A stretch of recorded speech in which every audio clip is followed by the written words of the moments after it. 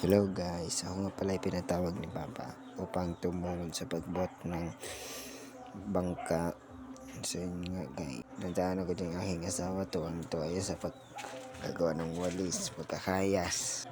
Papas forward ko na nga pala itong video at sobrang haba.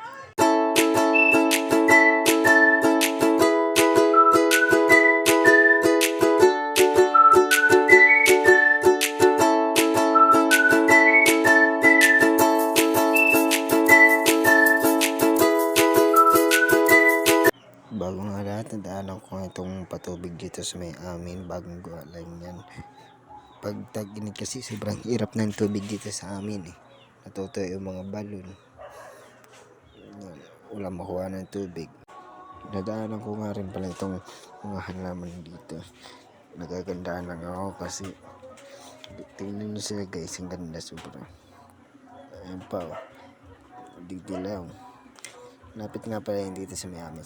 Nandito na nga pala ako guys sa dagat. Dito yan sa may amin. Sobrang dumi pa anong bagyo. Hindi pa naglilinis. Pero maganda yan pag summer. Nililinisan yan. Ito nga pala yung beach ni Frondoso, dating ex-mayor. Yan guys, tingnan nyo. Sobrang dumi pa dyan. Hindi pa malinis. Mga summer, nililinisin na yan. Maganda na yan. Bisita na kayo dito sa may amin. Dito lang yan guys sa may Kandalapdap. Ito na nga pala yung bangka na bubati namin. Itatas na namin yan dyan. Yan. Ay mga kasamahan ko. Nadating pala ang yan. Yan guys. Yan sila. Yan guys. Yan sobrang bilis namin. Nakita agad namin. Hindi ko na na-video yung pagbubuhat namin. Kasi wala akong taga-video dyan. Wala akong kasama.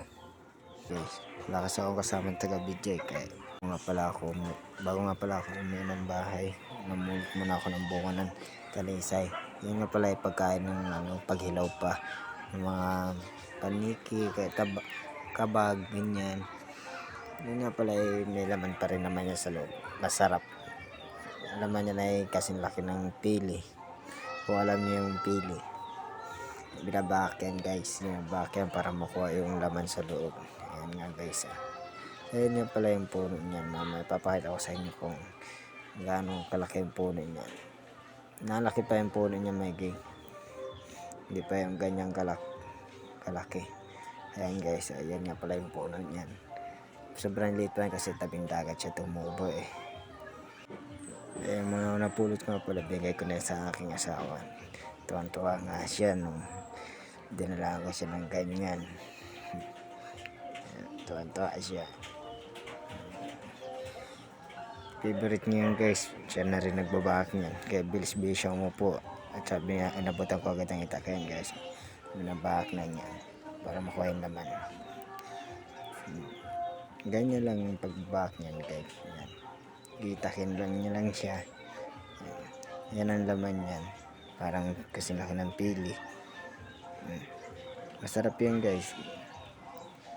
Hindi naman na hindi nakakalasan. Pero sabi ng iba, yan daw ay nakakalasin. Pero hindi naman. Masarap nga yan guys. Masarap yan. Ayan. Ay, nagpapatakap.